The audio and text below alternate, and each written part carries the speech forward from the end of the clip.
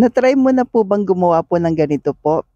Pickled chicken. Halika po, gawa po tayo ng low carb pickled chicken. Una, kailangan po natin ng Japanese na cucumber. 1 cup po na water. Monk fruit po na sweetener po yung ating gagamitin natin dito. All natural. Zero carb po. 1/4 cup po ito. Then 1/4 cup po ng vinegar. 1 tablespoon po ng salt. Golden monk fruit po, 2 tablespoon. So, add na lang po kayo ng salt or ng sweetener. Depende po sa inyong panglasa po. Haluin po natin. Then, hayaan po natin kumulo. Tikman na po natin and add na lang po kung alin po yung kulang po. Sa akin, okay na po siya. Yan. Pero kung natatabangan po kayo, add na lang po kayo ng salt. Then palamigin po natin. Ito po yung aking pipino. Yan po, hiniwa ko na maliliit yung isa naman pabilog. Then lagay na po natin yung ating pinalamig po. Yan, dito po pala sa ating pipino po o sa pickles po natin. After po natin mailagay po ito, iwanan natin ng 24 hours sa labas ng rep.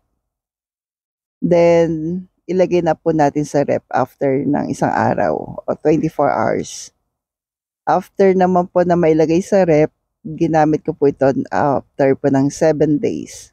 So, pwede rin naman na po pag nag 3 days na siya sa rep. Okay naman na. Pero mas okay lang talaga pag mas matagal.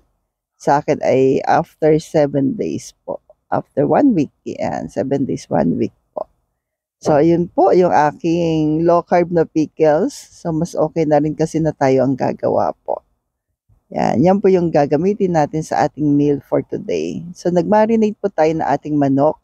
Nilagyan natin asin at paminta sa loob ng 1 oras. At ito na po yung aking pickles. Add na tayo ng onion. Naka-off pa po yung kalandyaan.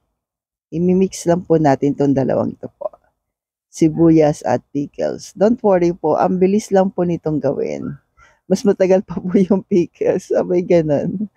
Then, mix na natin. Then, lagay na po natin yung marinate nating manok na nilagyan natin ng asin at paminta. Yan. Wala na pong gisa-gisa. Basta lalagay nyo lang po. Salansan lang po natin yung ating manok. 1 kilo nga po pala yung manok ko po dito. Then after po nito na mailagay po natin yung ating manok, takpan na po natin, pakuluin lang natin ng 30 to 40 minutes. Ayan na po, sa katamtaman lakas lang po ng apoy. Then okay na po, pakuluin lang natin ng konti pa. Mag-a-add lang po ako dito ng konting patis. Medyo natabangan po ako dito. Pero pwede namang asin lang po. So ayan na po yung ating healthy na pickled chicken. No sugar po. So, stay healthy, stay low carb po. Thank you.